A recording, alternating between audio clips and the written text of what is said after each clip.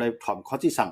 กำเริบสุดมาตายละลายตายย้อนเปื้อเกี่ยมการเมืองอันมานเดียวใส่ใต้เฮาข่าวเปลี่ยนเครื่องมือว่ะอันนี้เป็นอันลีสติเป็นอันลีฟังเด้ๆบ่เป็นไรในข่าวใครปฏิมาสูงจึงได้ในลงมือเฮ็ดต่างๆเนาะลงมือเฮ็ดจังล่ะเนี่ยลงมือเพียวแกงคอเซ็นเตอร์ในให้มานในอย่าเปียวลองตั้งอันว่าปฏิมาสูงจึงได้เกี่ยวของแกงคอเซ็นเตอร์ให้ปฏิมาสูงจึงได้ก็ลงมือซิมแบบต่างๆนะปฏิมาสูงจึงได้ในเขาปืนเผามาในพื้นที่ในหลายพื้นเนาะเนาะก็ว่าเข้าไปเฮ็ดติเข้าไปเฮ็ดติเข้าไปยอบไรแกงคอเซ็นเตอร์อันใหญ่มันเนาะยอบไรพ้องก็มันซึ่งปอดเมืองหนองจังได๋เขาก็ยอบไรเนาะเตมันในแกงคอเซ็นเตอร์ในปอดสายน้ำลั่นเนาะปฏิมาสูงจึงได้ฮู้มันเป็นไรนะเขามีตับซึกเขามีสายข่าวปอดลายค่านะพวกปฏิมาสูงจึงได้ซิมที่ในอาบันเขตที่ไหนที่ไหนมานก็เตรียมจังเอาลองตั้งอันไหนเสเลโป้ใส่ปฏิมาสูงซึ่งได้อำจังเอาปฏิมาสูงซึ่งได้มาเป็นเครื่องมืออำจังเอาปฏิมาสูงซึ่งได้มาเป็นเอ็นแฮงเนาะอันไหนใครปฏิมาสูงซึ่งได้เขาลงมือซิงลงมือตั้งเนาะให้ลงมือตั้งให้ลงมืออ่อนตั้งซึกมันอย่าไปถามว่ากาปานมื้อเลยนะห้ำเกี่ยวข้องปฏิมาสูงซึ่งได้เขาว่ามานก็เงียบว่าปฏิมาสูงซึ่งได้ก็ปากแปดว่าอำใจเฮาห้ำเกี่ยวข้องมานั้นมันก็เงียบนำจะเงียบเวลาเท่าไหร่ยอบไรบ้าซึกปฏิมาสูงจึงได้ก็ยอบมากำไรอันซึกปฏิมาสูงจึงได้เขาก็ยอบเหมือนเจ้าหนังอันมาตกยันเงินตีตั้งพี่น้องเวียงเมืองสู่เขาเนาะนั่นก็ปฏิมาสูงจึงได้เขายอบมากก็เขาก็ยอบมาในคำควรหาตอนต้นโตอันเงามันได้เต้นนั่นเป็นเผาปฏิมาสูงจึงได้เขาไปยอบออกมาในคนเมืองคาไลที่ไหนนะที่ก็อยากแจ้งเขาเซ็นเตอร์เนี่ยมันมีเงินแน่นอนมันมีเงินก้อยกาปฏิมาสูงจึงได้เขาตีหันนางเงินเนี่ยอำนั้นก็ตีหันสิริตับซึกในเป็นใหญ่เนี่ยนั้นก็ตีหันวันเมืองจึงได้เขาเป็นใหญ่เนี่ยอันนี้บ่ได้ปฏิมาสูงจึงได้หันหน้าตับซึกสิริตับซึกหรืออันกันเพียวไว้แก่งคอเซ็นเตอร์ยอมเลยแก่งคอเซ็นเตอร์นั่นสิเลยสั่งเปลี่ยนรองตั้งเกมการเมืองตอนดัดซึกมันนะอันตายนั้นเป็นซึกได้อันตายนั้นเป็นคนเมืองได้อันถูกหลอกไปเป็นคนเมืองได้เพราะว่าปฏิมาสูงจึงได้ลงมืออันตั้งซิมแบบต่างนั่นก็ในปุนติมานก็ต้องมีค่ะเนาะปฏิมาสูงจึงได้กับซิมแกงคอเซ็นเตอร์ปืนเผานะเพื่อจะนั้นก็ได้เป็นอันรองตั้งเกกันนะครับเนาะมันจะมื้อเร็วได้มานั้นมันอยู่กับมังเนี่ย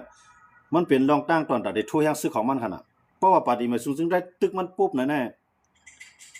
มาน่ะเดี๋ยวมาปืนเพกำเหลียวว่าปฏิมาสูงจึงได้เกี่ยวข้องแกงคอเซ็นเตอร์นี่มันที่ใส่ล็อกไลน์ในกำเหลียวนะมื้อเร็วในนาทีปฏิมาสูงจึงได้ว่าเจ้าคืออะไรเสียว่าคั่นเนาะยามเอากำนั่นได้เตรียมกูคุยกูลอยเขาโลดนะมาในก็เดี๋ยวลองตั้ง1ใน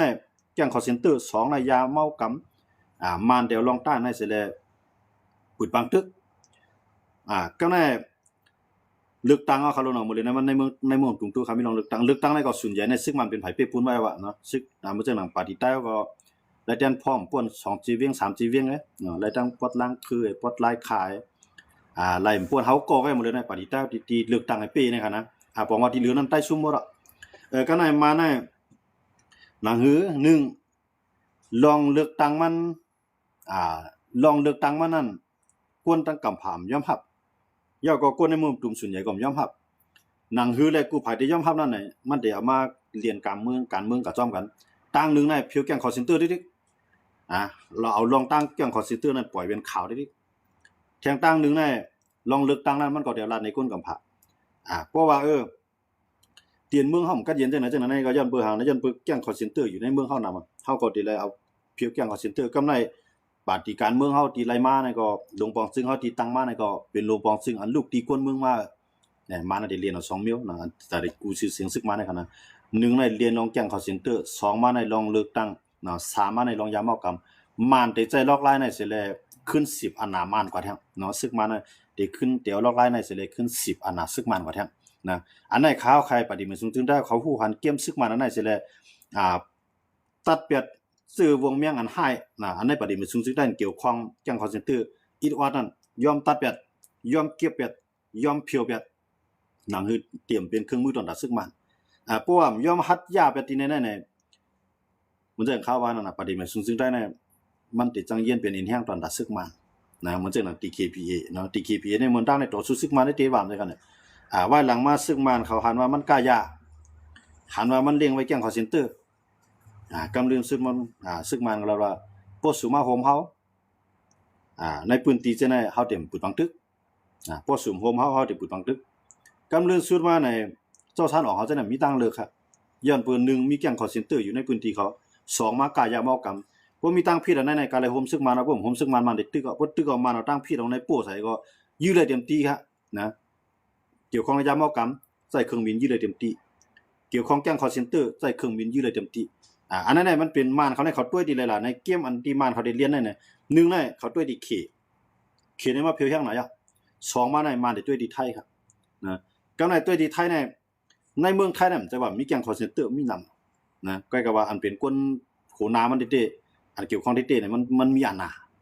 นะในเมืองไทยนั้นมีอันน่ะไอ้ยันมันจะอะไรในเมืองไทยในของจังเพียวขึ้นแก๊งคอลเซ็นเตอร์ในเมืองเขา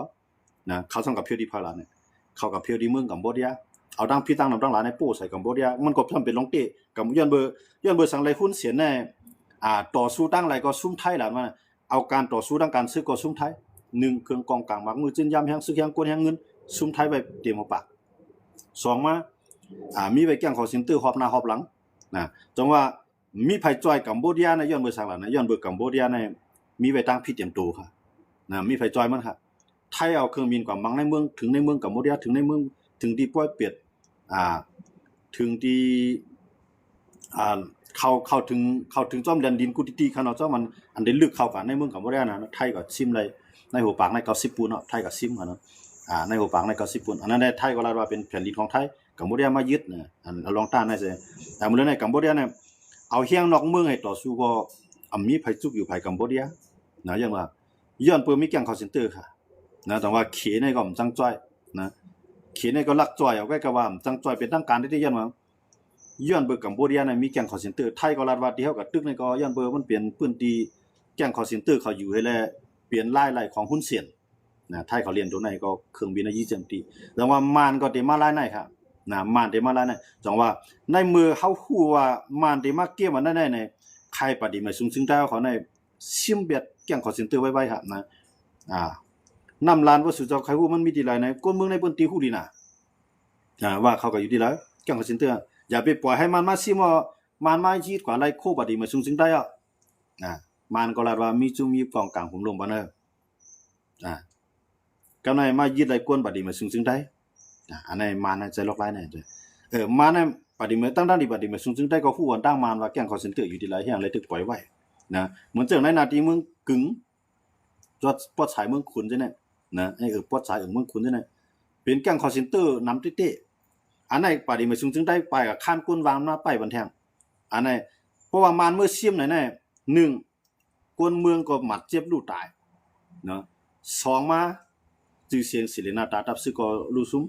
3มากวนเมืองอันอยู่ในพื้นที่ก็ถูกตั้งหรอกเนาะจังว่าแก๊งคอลเซ็นเตอร์ในเมืองกึ่งก็มีนำเต้ๆในรายค่าก็มีนำเต้ๆเขาแก๊งคอลเซ็นเตอร์ในกำนำในคำเต็มอยู่ในเวียงค่ะกวนของเขาอันเป็นก้นลงเขาน่ะที่อยู่จอมตับซึก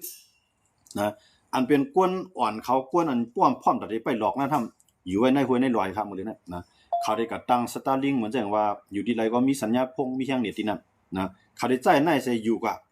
เขาได้เลือกเอาที่ร้อยแล้วก็มีน้ำนะแก๊งคอลเซ็นเตอร์นั้นเขาได้อยู่ในห้วยในลอยจังนั้นแต่ว่ามือเหลือในก้นเมืองนั่นจังกับมุมมองไผเอาก้นเมืองในซ้ำตีก็ปันข่าวต่อซึกมานฮะนะอย่ามาก้นเมืองนั่นมีตั้งเร็วขนาดเพื่อกับลาดว่าตับซึกใต้เอาห่มรวมไว้แก๊งคอลเซ็นเตอร์เพื่อได้กับลาดตับซึกใต้มันได้ว่าสู่ฮู้จอมลองเฮาเก็บไปได้เนี่ยอันไหนก้นเมืองของจังหวัดซึกใต้ค่ะแก๊งคอลเซ็นเตอร์ในก้นเมืองในคู่น่ะก้นวานในคู่น่ะว่าแก๊งคอลเซ็นเตอร์อยู่ที่ไรย้อนเบิกกูวานในเขาก็อยู่จำวานก้นครับนะก็เขาอยู่ในร้อยเขาอยู่บ่ห่างไกลวานก้นจังอย่างเบิ่งแต่ให้ก้นในพื้นที่จังนั้นหามาเข้าตอนนั้นมากล้าขายบันเขาเนาะเอาหมู่ก็โวก็ขายบันเขานะเฮ็ดนึงก็ขายบันเขาเงินในมีก็ข่มโกนะเสียงดันคือก็ข่มโกลองเงินแก๊งคอลเซ็นเตอร์นะเมื่อจังนั้นก้นเมืองในพื้นที่เนี่ยเขาไล่กินจ้ำแก๊งคอลเซ็นเตอร์พวกเป็นสัตว์ที่ก็มีค่ะบนหมอกล้าหมอขายกันเนาะเฮาวันเนาะก็ในก้นหมอกล้าหมอขายไล่กินจ้ำแก๊งคอลเซ็นเตอร์ได้มันก็ดีลาดคาราว่าแก๊งคอลเซ็นเตอร์อยู่เด้อมันกูแก๊งคอลเซ็นเตอร์มือกันเนาะยันมันเป็นรายเขาโลเนาะอันนั้นได้เฮาขังยิงโจมว่าได้เงินที่แก๊งคอลเซ็นเตอร์ไว้ก็ปุ๊มาวนเลือกๆเนี่ยเงินที่เขามาจ่ายปันเฮานั้นมันเป็นเงินของเขาก็เรียนเบิดหนังก้อมานะเฮาซ้ำใต้เฮาส่วนใหญ่เป็นเจ้าพุทธะกันเนาะอำลักเรียนเปลี่ยนเรียนเอาคู่ของลายเพิ่นก็ว่าก้อนึงเนี่ยมันก็เรียนเฮาเรียนดังก้อยมาซื้อเฮาเลยกินจ้อมมันเฮาก็เป็นใจมันอันนี้มันเป็นสภาพคนอาอะไรกินจ้อมไปเป็นใจมันนั่นเนาะย้อนบ่จังแหละอันนั้นได้ใคร ปฏิมาซึ่งได้เขาเนาะเอาอันกันเพียวตี้เพียวว่าพวกให้จังได๋ตีจังเฮ็ดให้ตับซึกใต้เฮาในหลอดลองกล่าวหาลองแก้งคอลเซ็นเตอร์เสียมก้าน่ะตีเฮ็ดให้คนเมืองใต้ในหลอดพี่ลองแก้งคอลเซ็นเตอร์ในท่านแก้งคอลเซ็นเตอร์ในมันโหคายหมอกก็คือล่ะในเขาก็ยอมบอกกวนในมาฮะนะมังโกเขายอมว่ามังโกเขาหลอกมาเขาตั้มวางว่าเงินวันเนี่ยจะได้หาเงินรายกาหือป้อมหาอะไรมาเนี่ยเขาได้โป้เนี่ยเขาได้เฮียมเนี่ยเขาได้เอาไผช็อตเนี่ยเขาได้เอาค้อนในทุบกับเนี่ยตีนเน็บมือมันเนี่ยเอาไม้ในหยิบเน็บตีนเน็บมือมันเนี่ยเขาเฮ็ดจังได๋มาครับเนาะอันนั้นมันเป็นว่าอันโหคายได้เพราะว่าเฮาซ้ำมีตับซึกใส่กับผมลมมันนั้นน่ะบอกว่าเฮาผมลมมันก้นเมืองก็ครับเนาะย้อนมาจังได๋ในได้เฮาคายตับซึกได้ค่ะในเพียวกว่าที่มันได้มาเพียวเนาะพวกมันมาเพียวนะเฮาได้ลาดว่ามันเกี่ยวข้องซ้อมเฮาหลงอำเกี่ยวข้องซ้อมเฮาย้อนบ่เฮาเป็นตับซึกจึงได้น่ะแจ้งคอลเซ็นเตอร์มาตั้งไว้อยู่ในเมืองใต้เนี่ยเฮามีหน้าที่บุญพรติเพียวเต็มๆอ่ะไปว่าเป็นแก๊งคอลเซ็นเตอร์นะเป็นก้นต่างเมืองที่เข้าเมืองเฮามาแล้วมีไว้กึกเมืองเฮานั่นเฮายอมได้เต็มๆครับนะด้วยเขาได้ชื่อด้วยเมืองเขเขาได้ก้นใต้มีไว้ก็เข้าเมืองเขนี่พวกตำรวจเขาเย่เขาขี่เขาหันยอมพอตกขอบนั้นก็ส่งปอกร่างเก่าในเมืองไทยก็เหมือนกันเฮาเข้ามาในขี่รถขี่ก้าวไปเลยนั่งตักกันจังซั่นในเมืองไหนนะเพราะว่าเขาเมืองไทยมาพี่น้องเขาก็ชื่อรักเขาเมืองไทยเนี่ยมันได้ฮู้กันหมดนะลวดแน่ตัวเพราะตามปุ่งหมานว่าได้เฮาได้นั่ง1ตีนนั่งใน1ก้อมจังซั่นน่ะ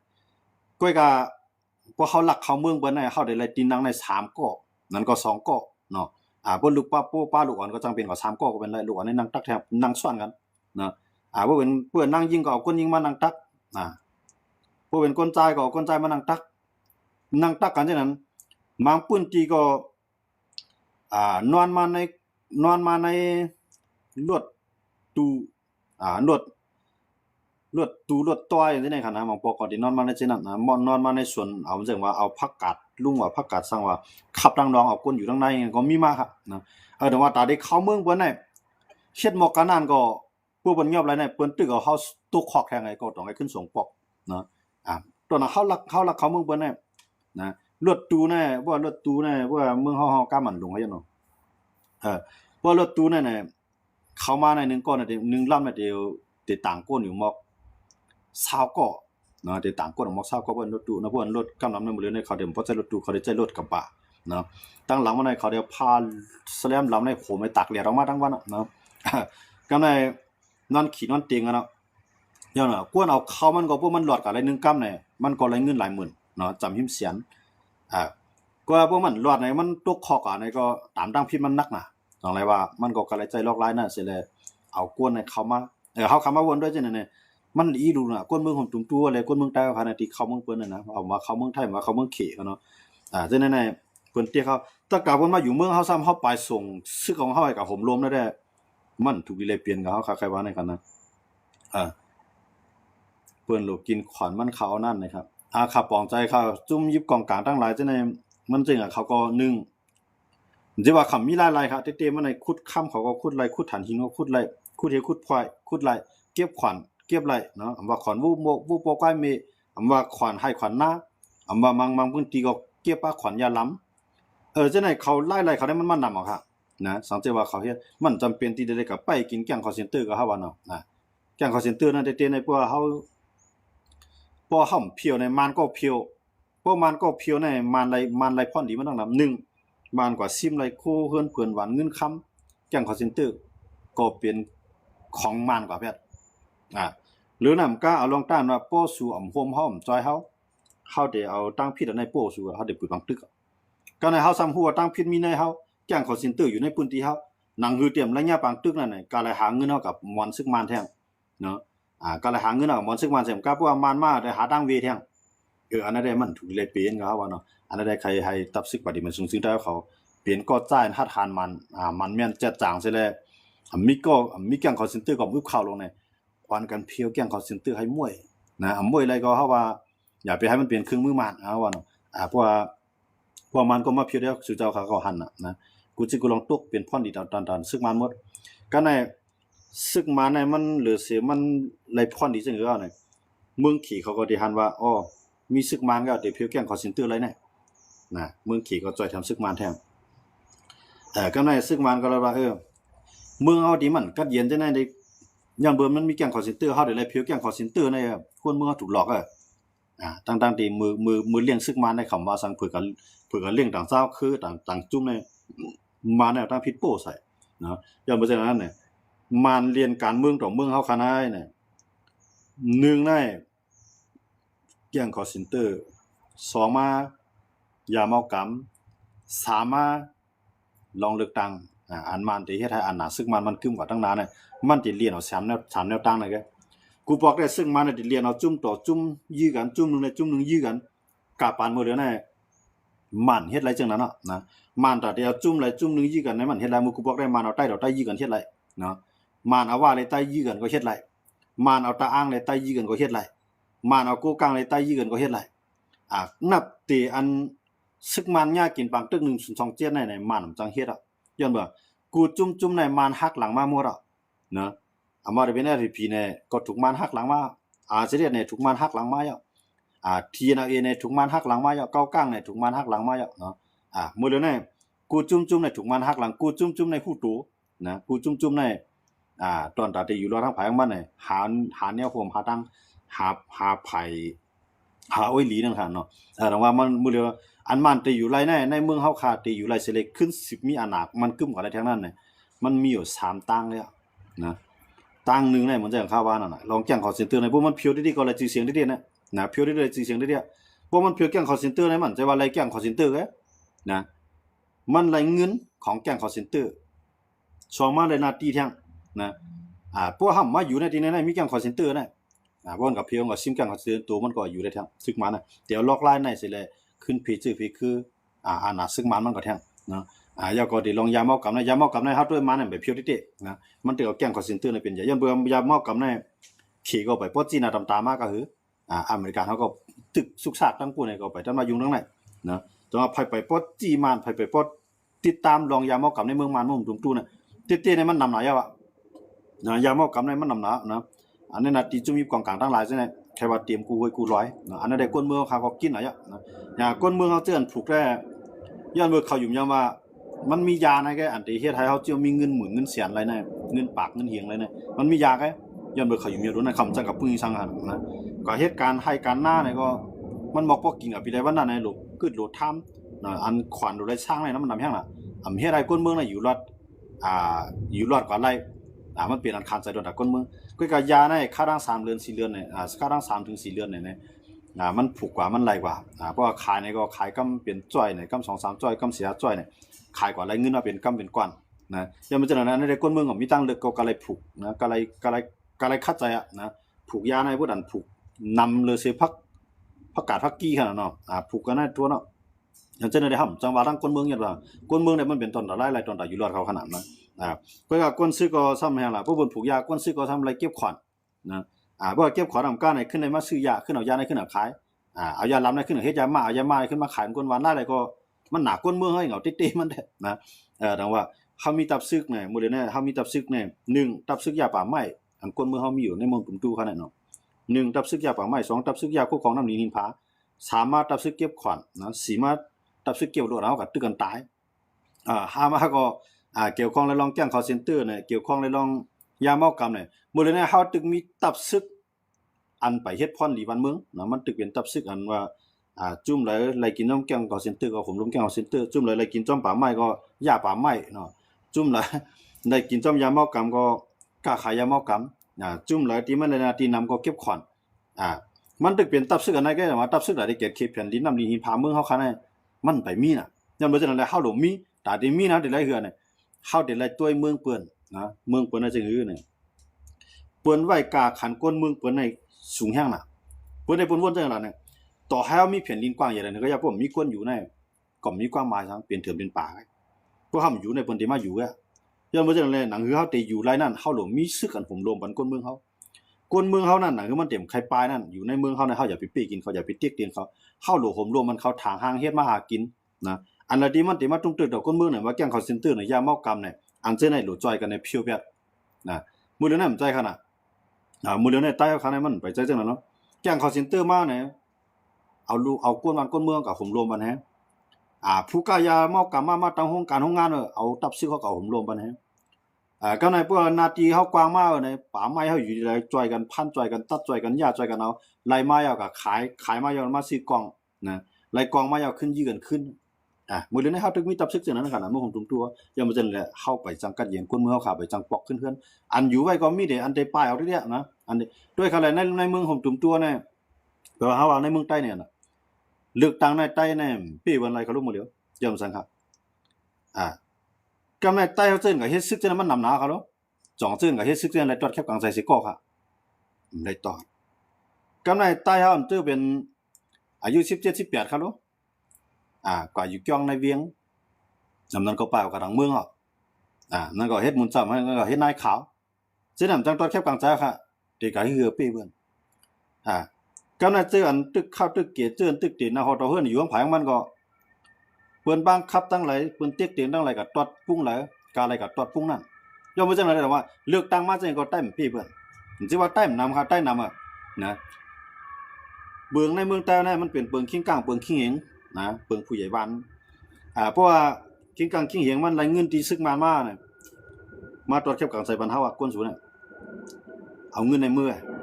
ก็ในคิงเหงเขาเนี่ยเอาเงินที่มันมาเพราะว่ามันเอาเงินที่มันมาเนี่ยมันก็มาคานเอากวนหวานมาในกัดตรวจเก็บกังใส่มันฮู้ว่ากวนหวานเนี่ยได้ตรวจตามเพิ่นนะคิงเหงมันคิงกลางมันใส่ตรวจปุ้งไหลมันก็ได้ตรวจปุ้งนั่นแกอย่าว่าจังได๋มานเป้ก็ในมานนะครับอันเป็นลูกเขาเมเขาซึกเขาไล่ตรวจแคบกลางใจหมดเนาะตั้งแต่ซึกมันลูกแล้วนางเมซึกมันเนาะกวนปันแห้งซึกมันตรวจแคบกลางใจเลยหมดเลือกตั้งเสียงก็ซึกมันปี้นะเหมือนเจ้าเขาว่าใต้ว่ามื้อเหลียวในลุงใต้เป้ามีปฏิเหลียวในใต้ในมื้อเหลียวเนี่ยย่ำเป้เบิ่นขนาดนะเมืองปันก็ซุ่มเบิ่นเมืองนายก็ซุ่มเบิ่นตัวเต็มมีรายคาเลยล้างคือกันตึกเป้ไว้ในขยะมื้อเหลียวในเลือกตั้งของเป้เบิ่นนะกำในใต้สมาปาโอเขาในเพิ่นพร้อมกันเด้อปาโอเขาเพิ่นเป้ย้อนเปิดสังเลยปาโอเขาพร้อมย้อนเปิดสังเลยปาโอเขาเป้ว่านั้นปาโอในซึกคำลูกกับตึกไผซึกปาโอในมีศูนย์และตัดแคบกลางใจกวนเจ้าปาโอกุดก็มีศูนย์ตัดแคบกลางใจนะกำในใต้น่ะมีศูนย์ตอดก็มันก็ตอดย้อนมาสังตอนตอดก็เป้เพิ่นนั่นน่ะเฮ็ดให้ว่าใต้เขาซุ่มกับแบบนั้นในเตียนพ่องก็เฮาซุ่มกับนาลิงก็เฮาซุ่มกับอย่างสิจะด้วยเขาได้ใต้เนี่ยก็เฮ็ดซึกในมันนำหน่อยผมใจกันน่ะมีซึกก็หลายก็ตัดแคบกลางใจครับนะป่วนเมืองป่วนไหนเป็นซึกก็ย่อมานเขาก็เข้าว่าในกันละนะมานได้เขาเลยกับหมดซึกมานเขาลูกแล้วนางมีซึกมานในตัดแคบกลางใจบนปฏิมาทั้งหมดนะก็อยู่ในเตียงมันน่ะตายก็ซ้ำก็เฮ็ดหมุนเจ้า1จ้องนะครับว่ามี30เนี่ย30ปานั่นจองจังกับตัดแคบกลางใจเอาค่ะผมจังกับตัดสังว่าจ้องในเป็นจ้องตึกลือมี3ปากว่านั้นก็7-8ปากว่าจองจังกับตัดแคบกลางใจ10ปากอ่ะอำจังกับตัดก็ในบ่ซุมมาในใต้เอาซุมือในจองมันป้าเขาเจ้าป้าเขาอันซุมนั้นป้าเขาก้วยกามือกับตัวเต็มป้าเขายอมมือเปิ้นปันตื้อตั้งหมู่เจ้าแต่ได้แคบกลางใจนะกำนายขาวใต้เขานะอยู่ว่านอกหน้าปางในจุ่มมีกองกลางในนำหนักนะจุ่มอันมีหูมีนางลิน